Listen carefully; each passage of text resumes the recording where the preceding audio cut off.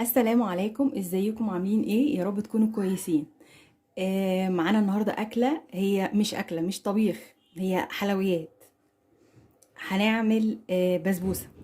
يلا بينا نشوف المكونات. هي كل المكونات زي ما موجوده قدامكم كده بالظبط. تمام. انا هنا استخدمت دي الكوبايه المعياريه. الكوبايه دي بعاير بيها. تمام. معايا 3 كوبايات سميد. دقيق السميد انا استخدمت النوع الدقيق ده. هو مكتوب عليه دقيق سميد لسميد البسبوسه.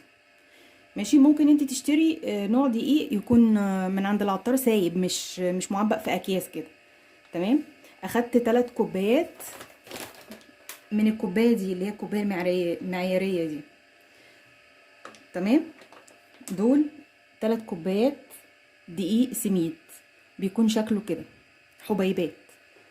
تمام. المكون التاني اللي انا محتاجاه معايا النهارده كوبايه وربع سكر بودره. ده سكر بودره كوبايه وربع، نفس برضو الكوبايه المعياريه استخدمت. يعني انت لو ما عندكيش الكوبايه المعياريه دي ممكن تستخدمي مج، بس تبقى المكونات كلها بنفس المج. تمام. يبقى معانا هنا 3 كوبايات دقيق سميد، ومعايا كوبايه وربع سكر بودره، ومعايا تلتين لبن حليب كامل الدسم، تلتين كوبايه برضو انا معايره بالكوبايه دي، تلتين كوبايه. ومعايا تلتين سمنه سايحه، تلتين كوبايه سمنه سايحه. تمام. وهنا رشه جوز هند، يعني انت حطي بقى زي ما انت عايزه. يعني مثلا انا هنا حطيت تلت كوبايه جوز هند، ومعايا تلت كوبايه عسل نحل ابيض. تمام. لو ما عندكيش عسل نحل ابيض ممكن تستعملي الشربات اللي هو التقيل ده على النار، ويبقى تخين كده برضو. بيتعمل ازاي الشربات التقيل؟ بيتعمل يعني كمية السكر ضعف كمية المية. يعني لو هتعملي نص كوباية سكر حطي عليها ربع كوباية مية وعصرة ليمونة صغيرة خالص، وحطيهم على النار لحد ما يبقى تخين كده. تمام. لو عندك عسل نحل ابيض جاهز استخدميه تلت كوبايه. طبعا العسل انا كنت حاطاه في التلاجة فمتجمد شويه. هنبدا نعمل المكونات بتاعتنا ازاي. قبل ما نبدا في المكونات انا هنا حطيت على النار. اول حاجه عملتها قبل ما ابدا اي حاجه، حطيت على النار هنا كوبايه ونص سكر وكوبايه ونص ميه وشريحه ليمونه زي ما انت شايفه كده، شريحه. وحطيتهم على النار غلوة واحدة بس واطفي عليها. انا عايزة شربات خفيف، يعني انا عايزاه كده خفيف. تمام. هتعمليه وتطفي عليه النار. هو يعني كوباية ونص مية، كوباية ونص سكر، شريحة ليمون، غلوة واحدة على النار وتطفي عليها بس كده. طيب هنبدأ الوصفة بتاعتنا ازاي. زي ما انا قلت لكم عندي العسل هنا طالع من التلاجة، فهضطر ان انا ايه احطه على النار سنة. مش عايزاه يغلي، انا عايزاه يدفى يفك كده ويبقى سلس. هحط عليه اللبن. يبقى هنا تلت كوباية عسل وتلتين لبن، وهحط عليهم كوباية وربع سكر بودرة. هحطهم على النار.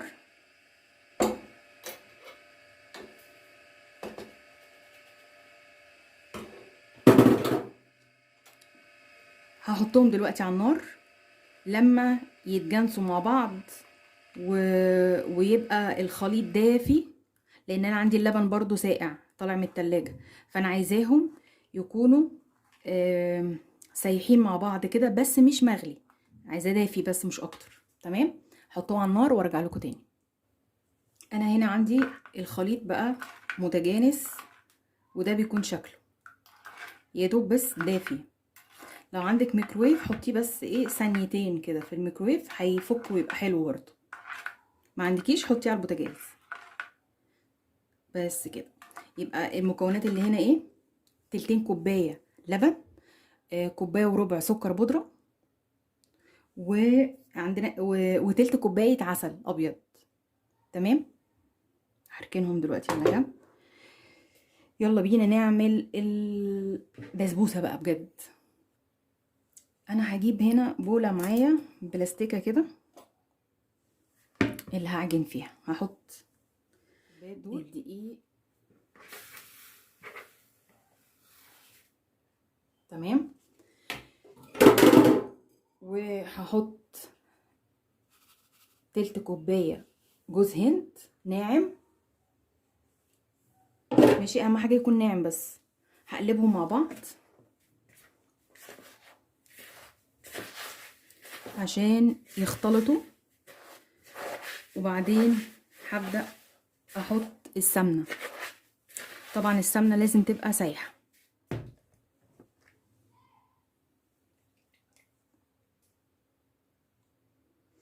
ماشي. الكوبايات المعيارية دي بتتجاب من، هتلاقيها في السوق او على امازون موجودة، مش عارفة كانت ب17 جنيه او كده، بس زمانها دلوقتي غليت بقت ب20 ولا حاجة.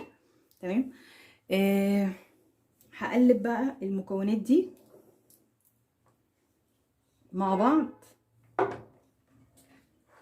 بس مش هنقلب كتير، ماشي، يعني يا دوب بس يتغلغلوا مع بعض،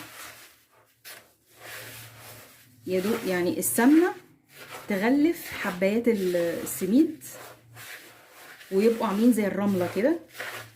مش محتاجين ان احنا نقلب كتير، مش عايزه تتعجن، هي عايزه تتفرفر بس كده، زي ما انا بعمل كده لحد ما تتاكدي ان كل السميد اتشرب من السمنه.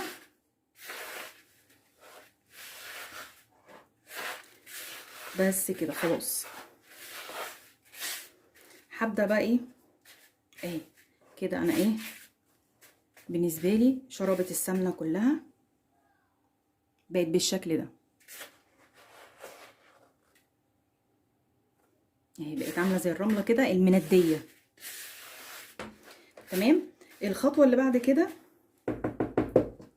هبدا اضيف الخليط ده. الخليط ده احنا قلنا تلتين كوبايه لبن، تلت كوبايه عسل، وحطينا وكوبايه وربع سكر بودره. هنحطهم هنا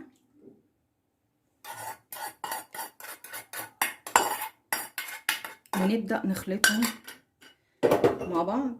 طبعا دي طريه قوي مش هتنفع دي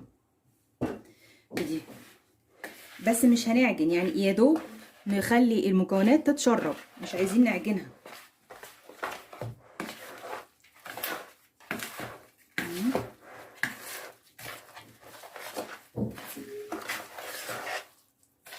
بس كده. انا بتاكد بس ان من تحت كمان وصل لها الخليط ده. بس انا كده بالنسبه لي البسبوسه خلصت. فاضل بقى استنوا معايا لاخر الفيديو عشان تعرفوا التكات اللي بتخليها تطلع مظبوطه، يعني الموضوع مش عجن وبس. بس كده. هجيب صينيه مقاس 32، هركن بقى دي، دي الصينيه. هدهنها، هحط فيها حته سمنه حلوه، يعني ادهنيها حته سمنه حلوه. اروح اجيب السمنه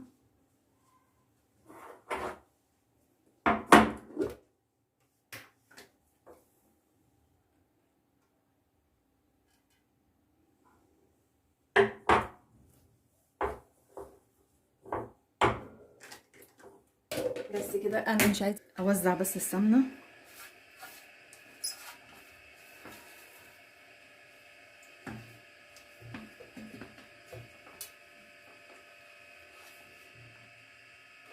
نجيب الفرشه،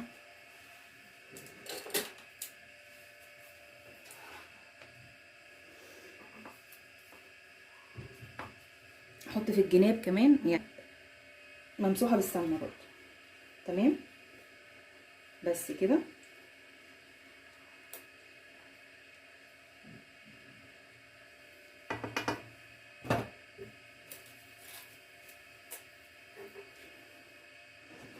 هبدا ان انا انزل الخليط بتاعنا ده في الصينيه.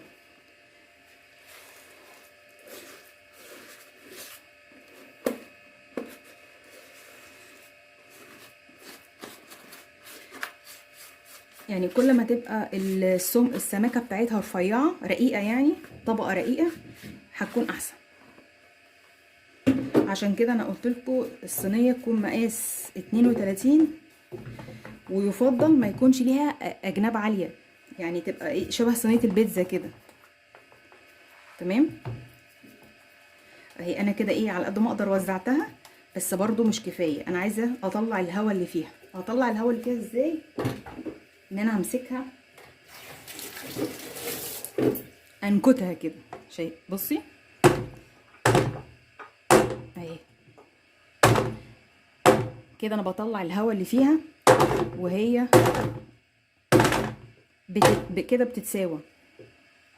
اهبديها كده 5 هبدات بس كده.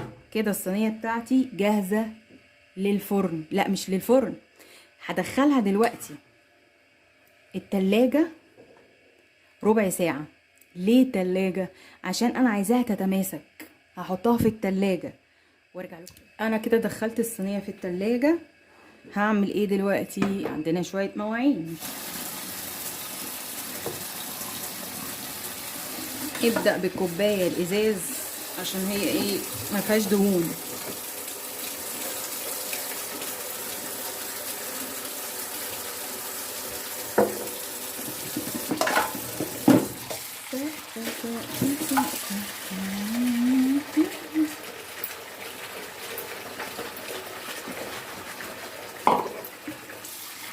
احسن حاجه ما يبقى فيها حاجه فيها دهون.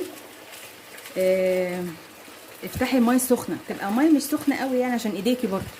الميه اللي هي ايه دافيه. الميه الدافيه بتخلي الدهون تفك، وهتبقى سهله معاكي في الغسل، وهتنضف اسرع، مش هتعذبك.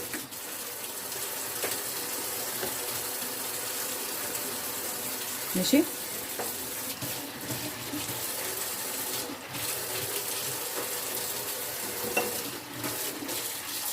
بصي الموضوع سهل خالص.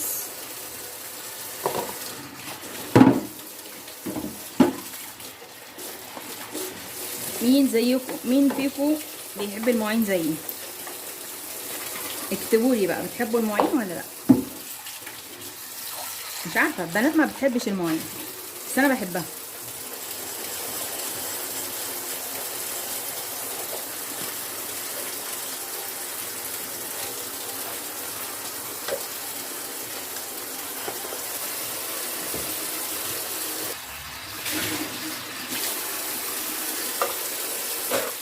برضو عايزه ميه سخنه عشان السمنه اللي فيها تفك. انا الاول بشطفها عشان انزل اللي فيها، وبعدين هصبنها.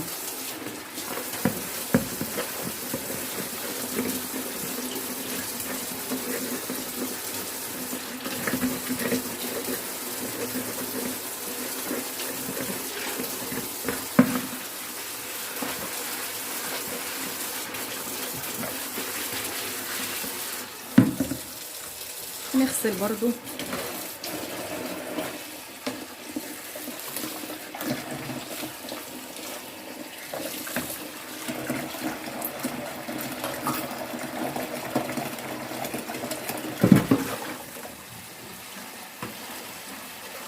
انتوا ما خدتوش بالكم من حاجه؟ مفيش حاجه متغيره. اللي هيقول لي ايه التغيير اللي حاصل ليه هديه. حد خد باله من التغيير؟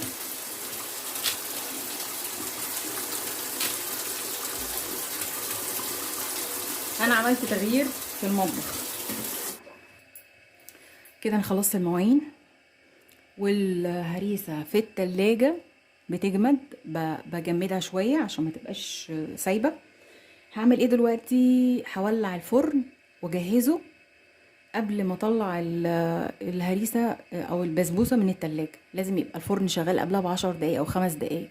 تمام. شغل الفرن ونكمل. ايه البسبوسه بتاعتنا انا طلعتها خلاص من التلاجة، وكان عندي شويه كاجو صغننين كده. هبدأ ارصهم. لو ما عندكيش كاجو ممكن سوداني، ممكن لوز. ما عندكيش لا ده ولا ده سيبيها سادة، هي بتبقى حلوة سادة. انا كده بشكل عشوائي يعني، أنا مش خبيرة اوي في الموضوع ده. ماشي.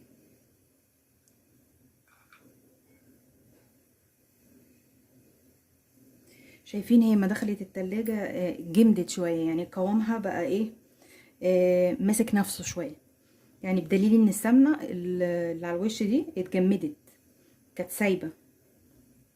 احنا عايزينها كده تبقى ايه، ممشوقة القوام، قوام ماسكة نفسها يعني.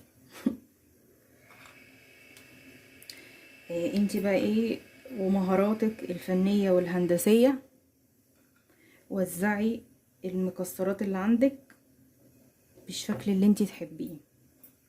زي ما اتفقنا مفيش حاجة هتوقفنا، مفيش مكسرات، هنعملها سادة وهتطلع جميلة جدا وزي الفل.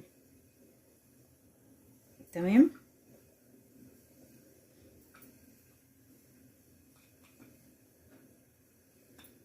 كلنا شاطرين وبنعرف نعمل كل حاجة زي ما قلت لكم كده، كلنا روبوت. ماشي. طبعا الفرن شغال، يعني انا بجهزها دلوقتي والفرن شغال بقاله شوية، يعني علشان ايه، عشان يسخن. هشغل الفرن من تحت لحد على نار متوسطة، يعني نار متوسطة، وشغلي الفرن من تحت وحطي الصينية على الشبكة. ماشي. اول ما تحسي وتتابعيها بقى، يعني انتي تعبتي فيها كده، ما تخليهاش تتحرق منك وتبوظ، فايه عينك عليها. اول ما تحسي ان الاطراف ابتدت تحمر، اطفي وولعي الشبكة وخليكي واقفة جنبها لحد ما تاخد اللون الذهبي الحلو. يلا بينا ادخلها الفرن. ده شكلها قبل ما تدخل الفرن، ده شكل الهريسة بتاعتنا وهي جوه الفرن. هتاخد وقتها لسه، انا عاملاها على نار متوسطة علشان تستوي براحتها وتبقى من جوه كمان مستويه. هسيبها هنا في الفرن تستوي براحتها. بصوا يا بنات، شايفين انا كده كنت مولعه الفرن من تحت.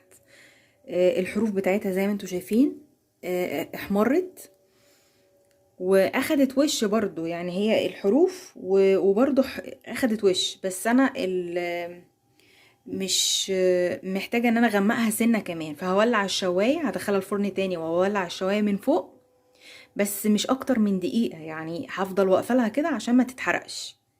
هي كده بالنسبه لي من الجناب حلوه جدا وزي الفل. تمام. واخدت لون لان الصينيه ملهاش حواف، فالسخونيه خليتها برضو ايه، اخدت لون من على الوش، بس مش كفايه، هدخلها الفرن تاني. والمره دي هولع من فوق، هولع الشوايه من فوق تاخد وش. خلاص انا كده طلعتها من الفرن. اللون ده حلو معقول علشان تبقى مستويه كويس. مش فاكرين الشربات اللي احنا عملناه الخفيف ده؟ افكركم بيه.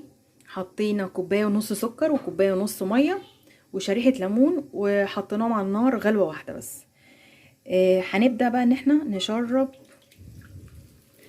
البسبوسه بتاعتنا بالشربات ده. بصوا شايفين بتشربوا بسرعه، فدي معناها ان هي ناجحه وزي الفل. حطيتهم كلهم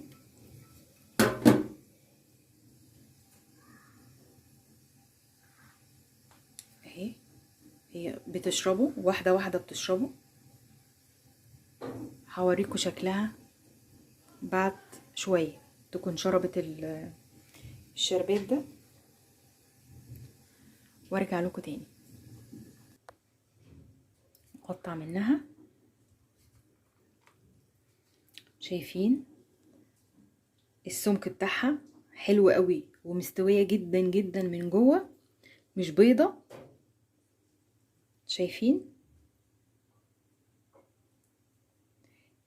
الارتفاع ده كويس قوي. بصوا من هنا الارتفاع بتاع الهريسة البسبوسة ده كويس قوي، ما تعمليش اكتر من كده.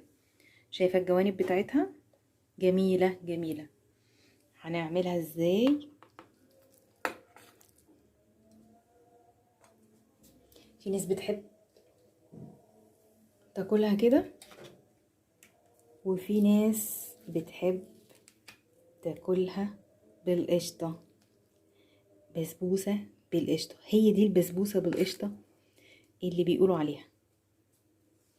شايفين؟ تحفة تحفة تحفة، لازم تجربوها. زي ما قلت لكم مش لازم مكسرات، هي لوحدها تحفة جدا. اهي خلصت البسبوسة بتاعتنا. جربيها بقى بالقشطة وهي سخنة كده، حاجة ايه خطيرة.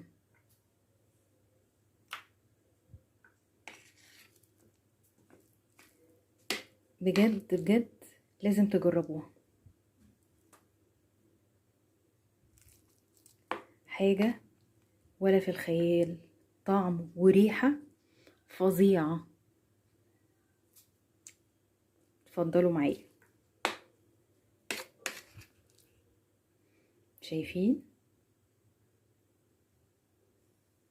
طب سامعين؟ طب شامين؟ اشوفكم في فيديو جديد ان شاء الله بكرة، ومع السلامة.